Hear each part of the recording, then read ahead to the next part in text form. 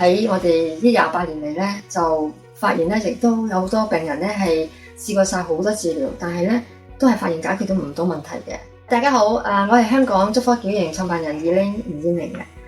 咁我哋一班美國註冊嘅觸科矯形師咧，喺呢28年嚟咧，都見到好多病人咧都係因為試過晒好多嘢，都唔知道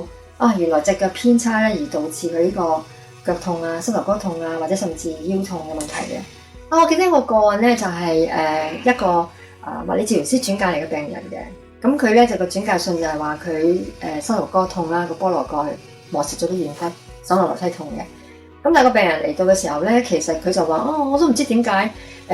我係需要做個鞋剪，但係我係膝頭哥痛，我腳冇痛喎咁。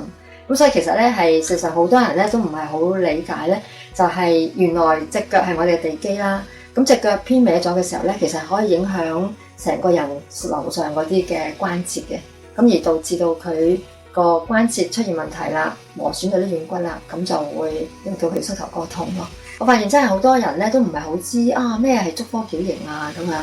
咁其實咧呢一個行業咧，我哋係專注喺個足部嘅力學嘅問題嘅。如果個力學有偏差嘅時候咧，就會影響啲關節啊、筋腱啊各方面嘅痛症。希望喺呢個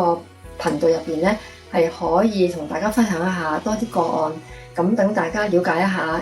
原來隻腳偏差咗咧、偏歪咗嘅話咧，係會影響個膝頭哥痛同埋腰痛，而我哋日後點樣去預防或者去做一個比較針對性嘅治療嘅。咁如果大家有咩問題咧，都歡迎係留言話俾我哋知啊。